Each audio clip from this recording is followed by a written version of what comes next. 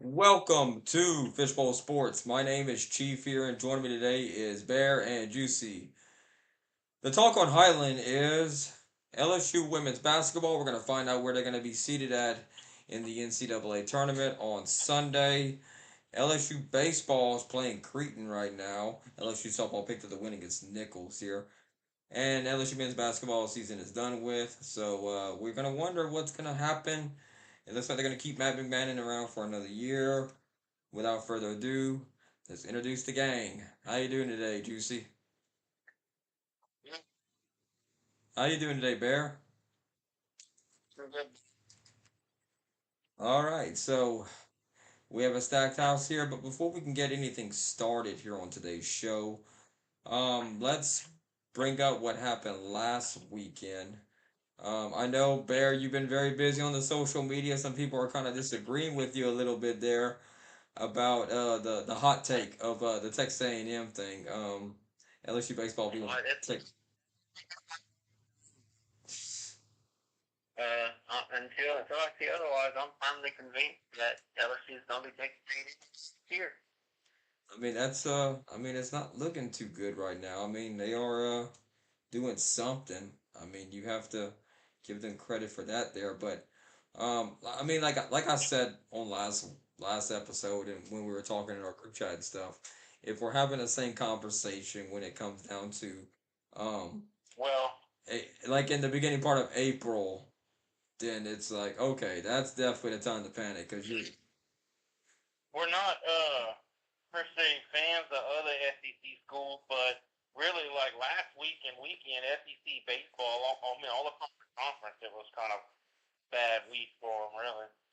yeah, it really was. Florida lost to I'm trying to think of the name of the school. Vandy lost.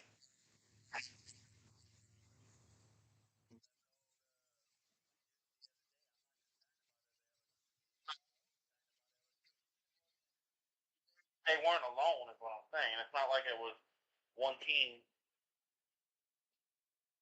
Baseball's the craziest sport out there, though. You can make the argument there. It is the craziest sport because, um, like when we're having this conversation at the beginning of the season when UL played LSU, it's crazy to think that LSU might actually end up hurting UL's RPI.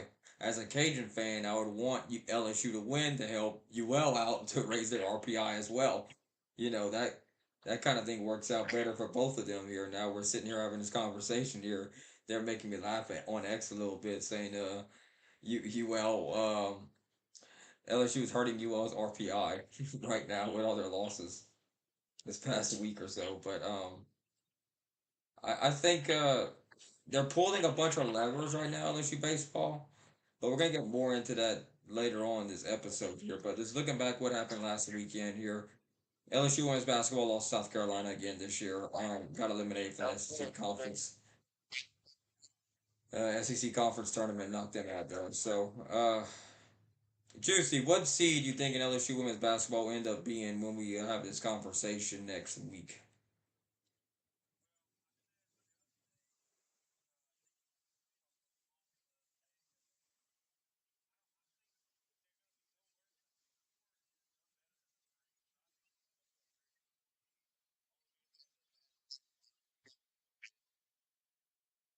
Here, what you thinking? Uh, I'm gonna say from what I've been reading. I mean, I think their ceiling is a two right now, and their floor is a three. So I mean, that's I'll see be their floor. Okay. yeah. But they only have 5 losses. You can't really put them at a four seed. I mean, yeah. Granted, the 5 losses are really losses to really good teams, but you can't put them at a four seed with 5 losses. Say the same for baseball, but we're not going to go there. Well, at this point, they're not even going to make a regional, so let's not even go there. Ooh. Let's get back to the sport here. Yeah. So what? I mean, it's gonna depend on how this bracket shakes out, and you might end up having a easier. You might have an easier bracket so to say the piece here of LSU.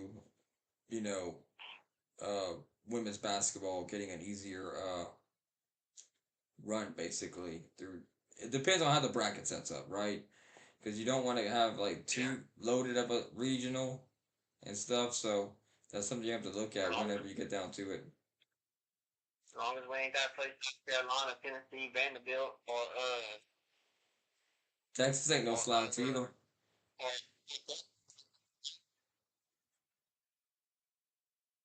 Um, LSU women's basketball, they've had a turnover problem this year, like a lot of the thing.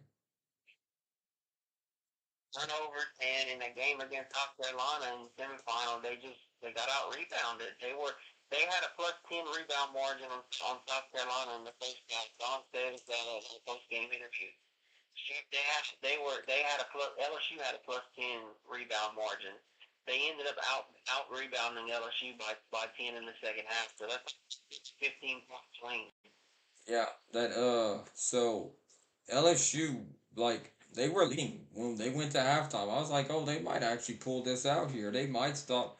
And it seems like when they get to really against physical teams, like the conditioning isn't there. They seem to slow down at times when they play these more physical teams like South Carolina, Texas, and whatsoever. That's kind of what I think's been happening with them here. So they're gonna have to, you know, bulk up basically. In Well, that. no, I think part of the issue is that they play aggressive in the first half and they get into a little bit of foul trouble and then they pick off on the second half and then they end up costing the game because they get rebounded, they get out rebounded, they get out outmatched on the floor, and it's just to keep themselves out of foul trouble. So I think that's part of the issue too. LSU lost this game in the third period. It was 23-14 difference in the scoring between the two. In the second period, LSU had a 23-15, and that's what really lost them the point swing. If you look at break it down by periods and stuff. Mm-hmm. So offensive rebounding, South Carolina had 13, LSU had 10, and the steals, personal fouls, LSU had 10, South Carolina had 7. Free throw attempts, they kind of were even there. 3-point shooting, South Carolina was a little bit higher percentage, but they made the same amount of threes, so that wasn't a big difference there. They were basically even matched throughout the whole entire thing, but I think the key stat to look at was these second chance opportunities that South Carolina got. 13 Yeah. offensive rebounds to LSU's 10 was the that was probably the difference in this ball game. Yep.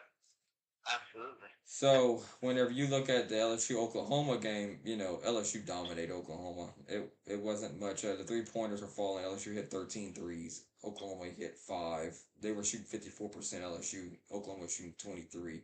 That was the game right there. Even Oklahoma making more free throws, but in that game the fouls came up 27 for Oklahoma, 26 for LSU.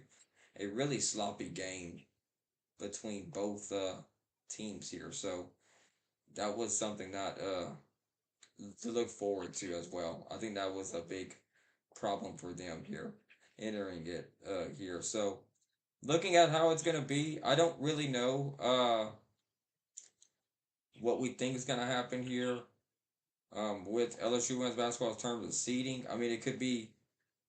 I think they might get a 2 seed. You look at their let's look at their resume here a little bit here. Um, They're you look at 27. the Cardinals.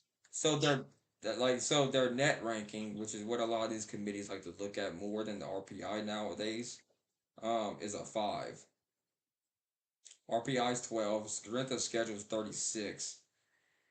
That's Conference their conference they're 12-4, so they only lost one non-conference game on the year. Yeah, you gotta look at their quadrant. You gotta look at the quadrants 1 through 4 to see how they performed against. So luckily we have all that pulled up. Quadrant one, they're 8-5. Quadrant two, 4-0. Quadrant three, 3-0. Quadrant four, 12-0. So very good resume, great resume actually for them to. I think they might put them at it's going to be close, but I think they slide in as a 2. I think this resume gives them a 2. What you thinking, Bear?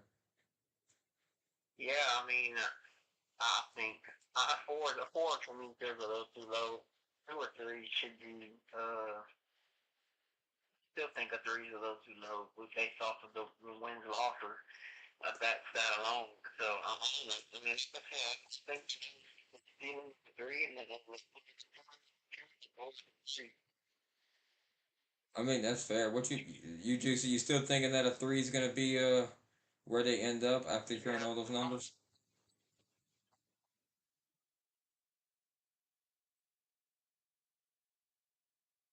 So I guess it's all the number one. South Carolina's gonna be probably the overall number one probably. Oh, I don't think so. I actually don't think so. Maybe when they had old Kobe Reed over there. Like the Simone Augustus and Sylvia Fowles era. I don't think they were That's one then. I think they some were. good research material. Hang on, let me look at I don't think they've ever been a one from what I can remember. that. Yeah, I think lowest they are is gonna be a three.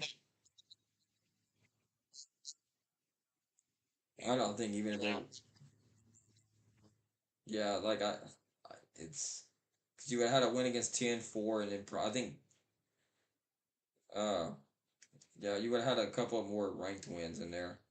Okay, so the LSU women's basketball team was the number one seed one time, which was 2003. So the first time was in 2003, and then 2005 to 2008, they were number one seed. Okay, I was proven wrong. I was proven wrong. And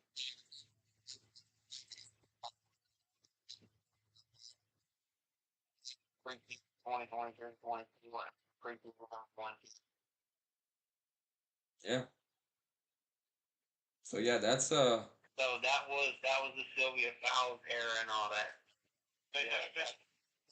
Well, I think when they won the Natty, they were a three seed. I think 2 years ago, yeah. 2 or 3 years ago. I think they went in there as a three seed if I remember right. So there's your answers. There's your answer, boy. So let's kind of move this along. Let's talk about LSU baseball. I know Bear's been biting at the bit to talk about this a good bit here.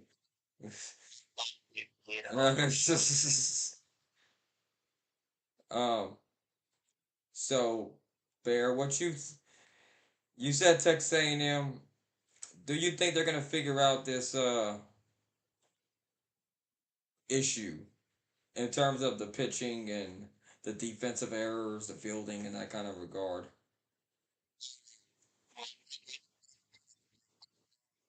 If anybody listening or is old enough to know who Augie Garita is, it's time for Jay Johnson to channel his inner Augie Garita. If you have not been not familiar with Augie Garita, go watch some of his pictures, the way that he talked to his team. That's what they need right now. Somebody just to come up there and slap him in the face, punch him in the mouth, let y'all basically what Augie Garita would do. So there's a plethora of issues. Obviously, the like disciplines. I mean, Curiel seems to have turned the corner, which is a plus. He was last in OBS on the team. That's until last week. Curiel seems to have turned the corner. Jake Brown still hitting the level up the ball. Zach York is on a 4-game hitting streak. Seems to have to the point a little bit. With Victor, we only have two guys we can rely on. Gavin Gizzard's one of them. I mean, we got struggling Vanderbilt team is a good recipe to get back on track. Vanderbilt has issues of their own. They're very uncharacteristically like close to in the year. But with that defensive issues, we're dead last in the SEC in fielding. We need Chris Stanfield back in this lineup. I know him and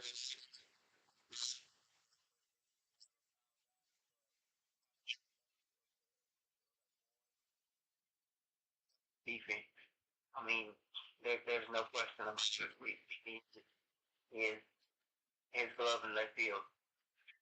So, well, to me, the biggest thing that sticks out to me is the defensive mental errors. That's what cost them a lot of runs. So It hurt the bullpen. It really hurt the stress the bullpen out. so this is what I'm gonna refer to. Last year, LSU had probably the best defensive team.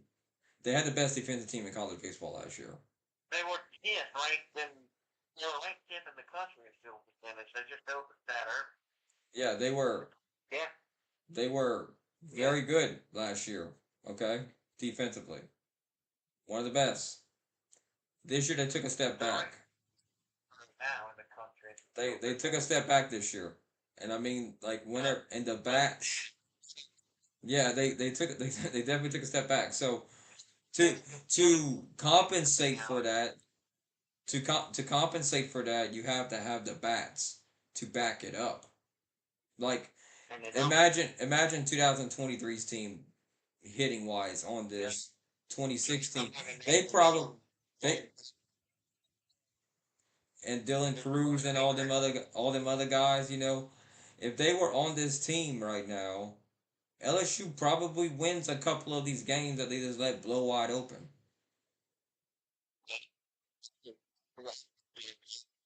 He was the defensive liability on that team for those 2 years. Well, I'm talking like the hitting wise. Yeah, maybe at the plate, but in the field, he was clutch for giving up 5 runs in an inning with 2 errors. Yeah, but like if you need to bat the bats to compensate for that fielding percentage that you lose. So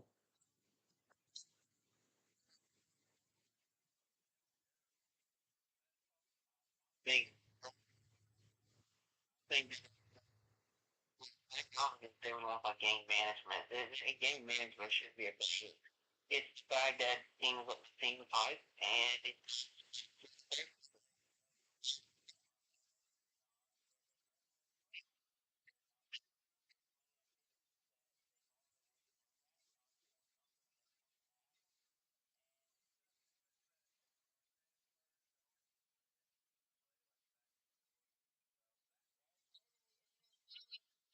yeah, they ain't even said I think that if you until next week. I think if you look at it from like I mean it's March 10th, right? That we're having this conversation. I still think it's early. It's still early to say like this is a panic button issue to look at. But I my level I'm concerned. I am concerned. I'm not panic button buying this yet though. Um, because I think in the next 2 or 3 weeks we're really gonna figure it all out at some point here. It's a long season. Baseball's a very long season to play with. So, Not be figured, not to figure it out. but here's the thing though about talent though too. Talent's got to work at it too. I know. You gotta dial it in. Down like it. I think they're gonna be. I think they'll figure it out. I think they'll turn it around and kind of see what's going on there. But I think that's I I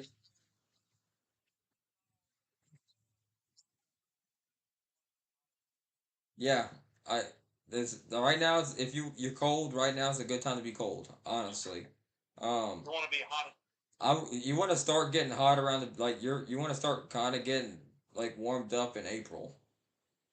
That way you can make your push to the Omaha and the regionals and that kind of stuff. You need to be trying to be peaking at Omaha if you can, because it's hard to stay hot for 2 months playing baseball. Um, but right now they got to figure something out to win some games because you got to win enough games to get to the regionals. But right now, I mean, um, looking at their their resume, I mean, like if you look at except when it comes down to RPI. Yeah, when it comes to RPI, it matters. You play to win the game. So right now, I fully understand the RPI. I'm looking at Warren Nolan. LSU's 12-5. They're 141 in RPI, 199 in strength of schedule. Now that strength of schedule is gonna drop. LSU's 2-1 in quadrant one wins for the year. Right now, according to their little scoreboard, they're beating Creighton right now, 6-4. Y'all might be a little bit ahead of mine, but we'll work that out once we get to it. Great. What quadrant is Creighton in? Creighton is they're 5-7. Let me pull them up real quick. Let's see what their live RPI is 38. Again this year. They're that's got to be off. So the rankings of this is 134, but their live RPI is 38, which I think that's way off. So they haven't won a quadrant one game yet, Creighton. They're 2-1, and so they would probably be quadrant. Looking at them, depending on how you look at it, sometimes home and away kind of varies because like 1 to 25 is when you're playing at home, but on the road it helps you out. The quadrant one wins if it's 1 through 50. I know I threw a lot of information right there, but so Creighton is looking at to be a quadrant three win for LSU if they win right now. Yeah, we need some twos and some one. Their best game that Creighton played so far is Utah. The rest is, Tarleton State, Abilene Christian, Gonzaga, San Diego, UC San Diego, St. Mary College. Utah's got a 35 RPI and they lost that game 4-9. That was in February that they played that one. So looking ahead at LSU's schedule to see, like, it's gonna obviously drop when you get to SEC play. Vanderbilt right now is 227. Yeah, they're struggling. Grambling's 300 in the midweek. Right. So they could come out and sweep. yeah, I think that Vanderbilt series they have to win that one just because of what's coming up ahead. You got number 11 Oklahoma. You get them at home though. You got an RPI of 40. Then you got Louisiana Tech at 30 and Kentucky's at 70 RPI of 75. Then you get Southern Miss, and then the beginning of April, that April 3rd to 5th series, number 21 Tennessee RPI of 29. I'm using WarrenNolan.com if y'all wondering, the numbers might be off. I know Monday that the NCAA does release their RPI numbers.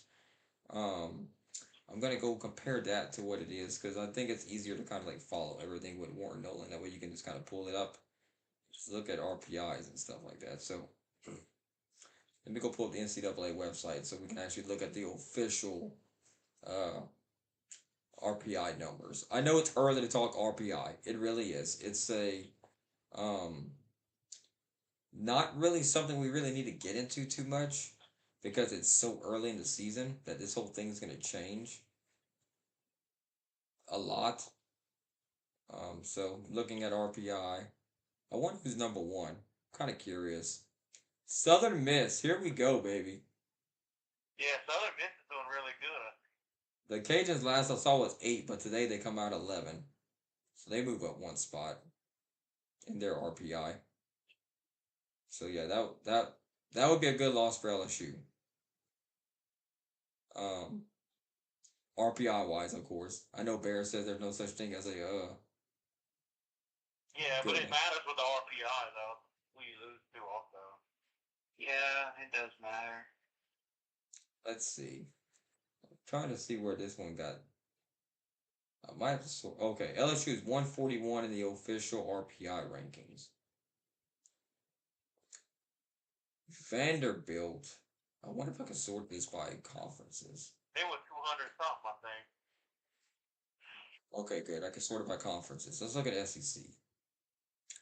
Bring this all up here. So this series here, Texas is 7, Ole Miss is 8, Auburn's 9. Vanderbilt, yeah, is 225. LSU is the second lowest RPI ranked SEC team right now. Only in front of Vanderbilt. Only in front of Vanderbilt. So all the SEC teams that are gonna be playing, they're obviously gonna go up. You gotta win. You gotta win. You gotta win conference games. That's what it is. Yeah, if they could do that, they'll be Peachy King and they'll be ready to roll there.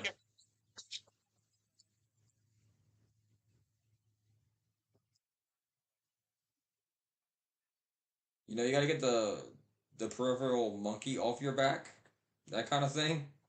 Um, that's kind of what you need to have happen there because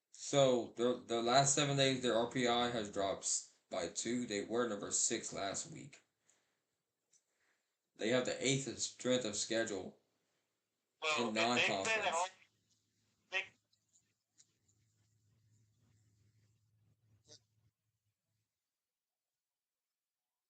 I know it's early to talk RPI with all this stuff, but it does something that we do need to kind of like talk about every week. It's like you not trying to get five with another five,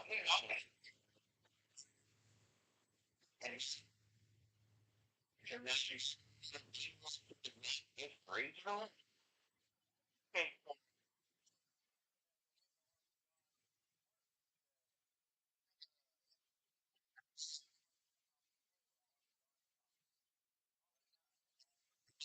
and 17 in conference play. 10-17. So that's you can forget that. That's out the window. so LSU. So to put together LSU softball struggles on neutral sites on the road so far this year. They're undefeated at Tiger Park. As of the Yeah, they played recording of this nobody. podcast, they're 15-0 at Tiger Park. They're 1-3 on the road, 1-4 on neutral site games. Their quad records. That this is important because this is how well you look at and see how good you do against talented competition. In quad one, they're 1-5. Quad two, they're 4-1. Quad three, they're 6-1, and quad four, you're 5-0. Quad one and quad two are the ones I really look at the most because that's gonna be your regional teams. So altogether, Well, they're yeah. they're they're 500. They're 500 if you combine both those quads there. So um, I'm trying to see where they have Texas Tech. I mean not Texas Tech, Texas A&M at and their RPI. I'm trying to find them on here. They're somewhere on here. They gon' Oh, they're they gonna 39. They're 39 in RPI. They dropped 11. That's a big drop. 17-8 on the year. So, how y'all think it's gonna roll out for them? You think they're gonna get some wins? Or you think they're gonna get some losses this week for LSU softball? well they gonna get swept by A&M this week. They gonna get swept. Do I have to be the voice of reason and say they're gonna win one game? Do I have to be the nice one Nope. here? Nope. They gonna get swept. I think you're just trying to play devil's advocate. I do like playing devil's advocate. You know me too well, Juicy. You know me too well about playing devil's advocate. I love playing devil's advocate, man. I'm honest. Look, I'll be the nice one on here. We all can't be Debbie Downers about everything here. I think they're gonna win. I'm I'm gonna pick one game they're gonna win on Sunday. I think they'll win Sunday, but I think they'll lose the series to Texas A&M. It would be a big win if they actually did win this series for them to kind of get their confidence up, entering more SEC play and stuff like that. So that is something that I think they really do need to win an SEC If they series.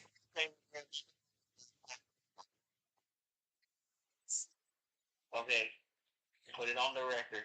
Look, okay, you heard this live on the fishbowl. If Juicy's gonna get a LSU tattoo on his butt the cheek. Which best arena. what? Oh, Bettorino. Which cheek we going with? Juicy, left or right? We're gonna do the left cheek. We're gonna go live on the Fishbowl Sports Instagram page while Juicy gets a tat on his left cheek. And I'm not talking about face.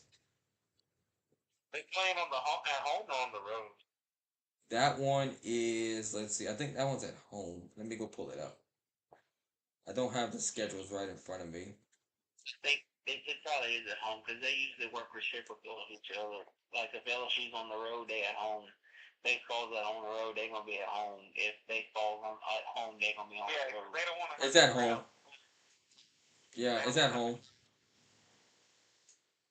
It's at home. So y'all got them getting swept. What y'all think about LSU baseball? You think they're gonna win this series against Vanderbilt? Bear, what's up?